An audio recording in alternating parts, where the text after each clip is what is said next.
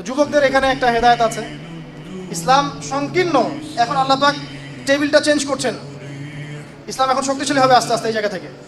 এবং কার হাত ধরে হচ্ছে? এবার যুবকদের হাত ধরে। এবার 6 জন যুবক আসলো, এসে হজের মৌসুম ছিল, তখনও মানুষ হজ করতো, বিকৃত হজ।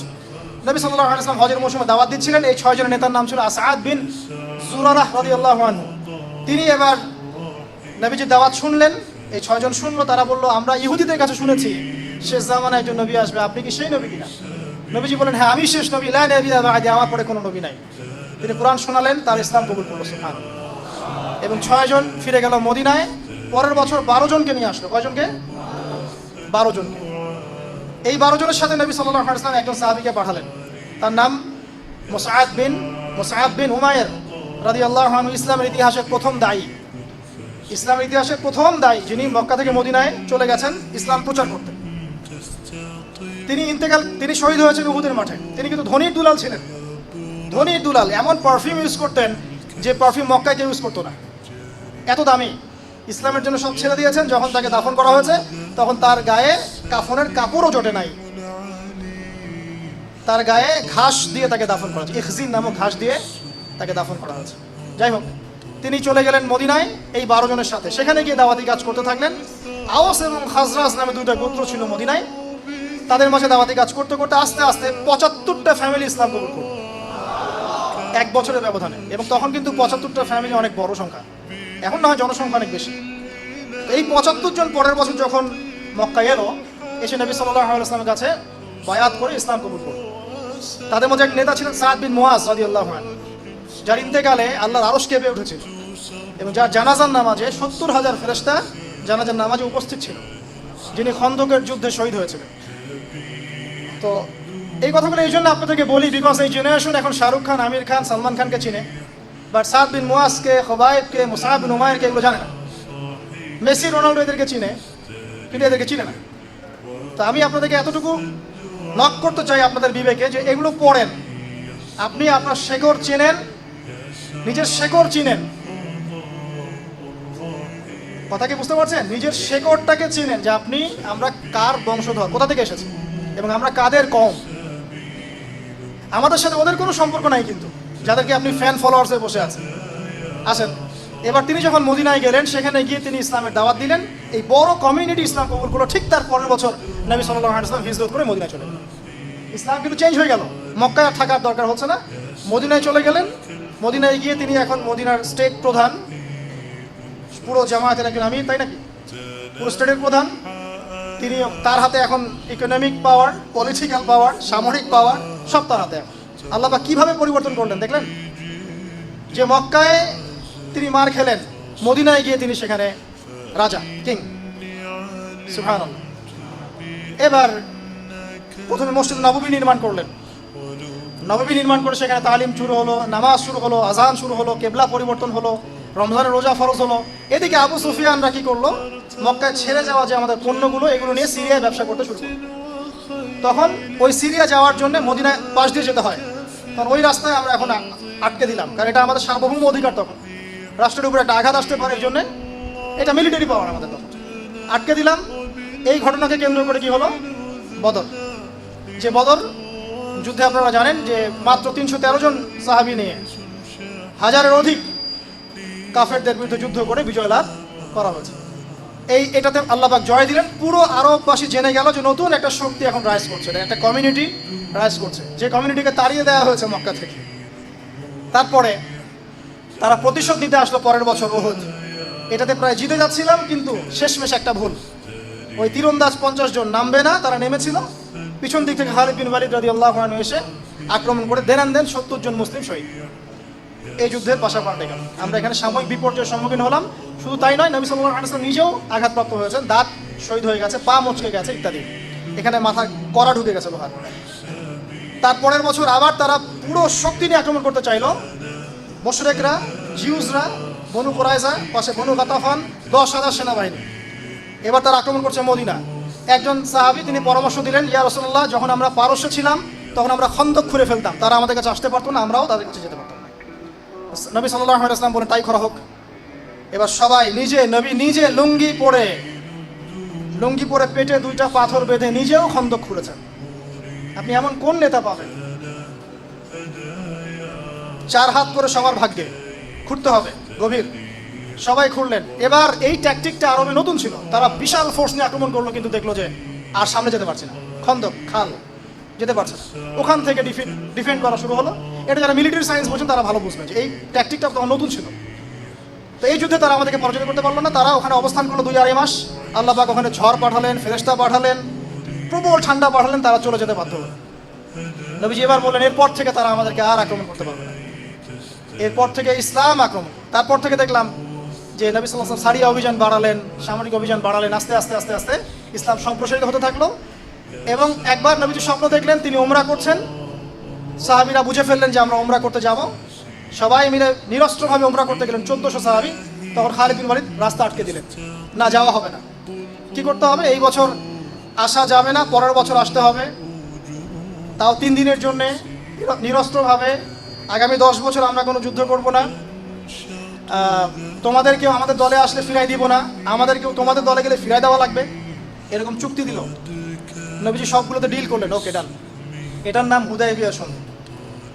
আগামী 10 বছর মুশরিকরা মুসলিমরা কেউ কারোর সাথে লড়বে না, তার মানে 10 বছর আমরা সবচেয়ে বড় এনিমির হাত চেপে ধরেছি, এখন ছোট ছোটদেরকে সাহায্য করার সময় চলে এসেছে। নবীজি ঠিক এটাই করলেন। তার পরের বছর তিনি খায়বার আক্রমণ করলেন, বিজয় লাভ করলেন। বনু নাজিরকে আগেই বের করে দিয়েছিলেন। তারপরে পররাষ্ট্রনীতি অ্যাপ্লাই করলেন, রোমের সম্রাটের কাছে দাওয়াত পাঠালেন, কেসরার কাছে পারস্যে দাওয়াত পাঠালেন, মিশরের মোকাউকিস তার কাছে দাওয়াত পাঠালেন, আবিসিনিয়ার নাজাশি তার কাছে দাওয়াত পাঠালেন। মানে পুরো বিশ্বে দাওয়াতি কাজ শুরু হতো। চিন্তা করছেন কোন ইসলাম? ওই যে মক্কার ইসলাম। তাকে গালিগালাজ করা হচ্ছে, বয়কট করা হচ্ছে, গাছের ছালপাতা খেয়েছিল, ওই ইসলাম এখানে কোথায়? এইখানে এখন পররাষ্ট্রনীতিতে দিন দিন ইসলাম মুসলিমদের সংখ্যা বাড়তে লাগলো।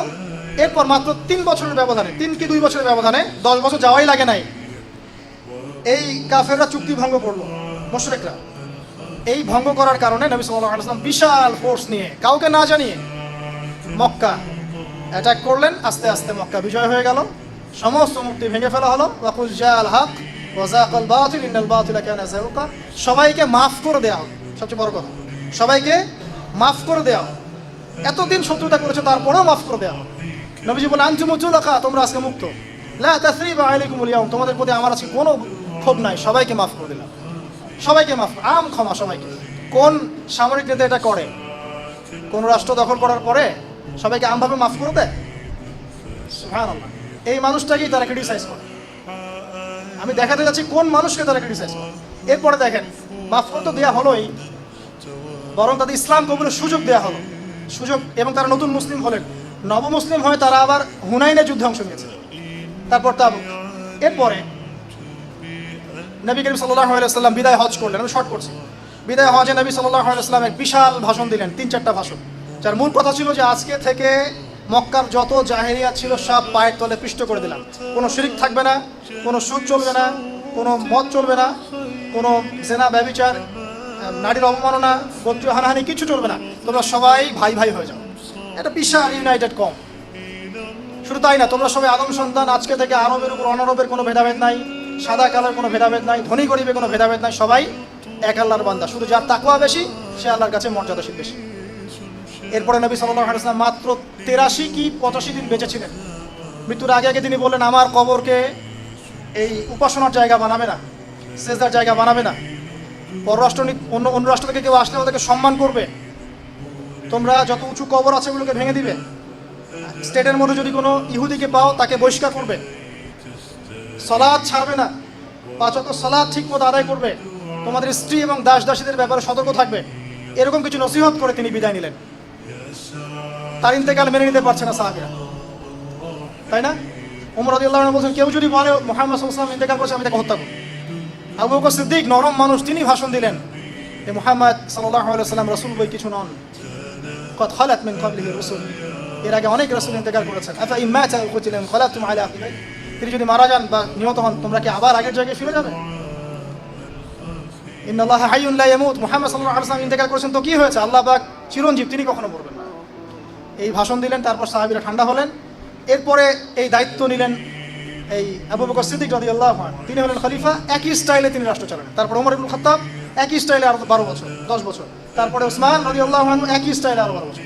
আস্তে আস্তে আলী রাদিয়াল্লাহু আনহু, এরপর ইমাম হাসান কিছুদিন, তারপর উমাইয়ারা প্রায় 132 বছর, তারপরে আব্বাসীয়রা প্রায় 550 বছর, তারপরে ফাতেমিরা ওইদিকে কর্ডোভায়, ইসলামী খেলাফা আন্দালুসিয়ায়, উসমানীয় খেলাফত, মোগলদের, তুর্কিদের সবার এই শেলটা ধরে রেখেছিল। সবাই শেষ হয়ে গেছে 1921 সালের দিকে। এই বিগত হিস্ট্রি 1200 বছর ঘেটে দেখেন, ওই নবী সাল্লাল্লাহু আলাইহি ওয়াসাল্লাম রেখে যাওয়া ওই ওহীর বিধানের আলোকেই বিশ্বটা চলেছে। আমরা বিশ্বকে লিড দিয়েছি, আমরা বিশ্বকে লিড দিয়েছি, আমাদেরকে কেউ লিড দেয়নি, আমরা লিড দিয়েছি ওদেরকে। আমরা বলেছি যে করের ব্যাপার কেমন হবে, আমরা বলেছি ইকোনমিক সিস্টেম কেমন হবে, আমরা বলেছি পলিটিক্যাল সিস্টেম কেমন হবে, আমরা এটাকে লিড দিয়েছিলাম। বিগত 100 বছর আগে, first world war, second world ওয়ারের আগের যুগটা দেখেন, ঘেটে হিস্ট্রি পড়েন, দেখেন আমরা কারা।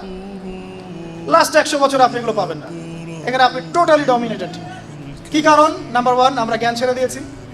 নাম্বার 2, আমরা জ্ঞান অনুযায়ী আমল করছি না। নাম্বার 3, আমরা কোরআন থেকে সরে এসেছি।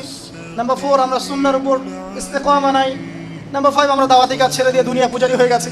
নাম্বার 6, আমরা দাওয়াতি কাজ করলেও ব্যক্তির স্বার্থে, দলের স্বার্থে, সংগঠনের স্বার্থে করা শুরু করেছি, আল্লাহর স্বার্থে নয়।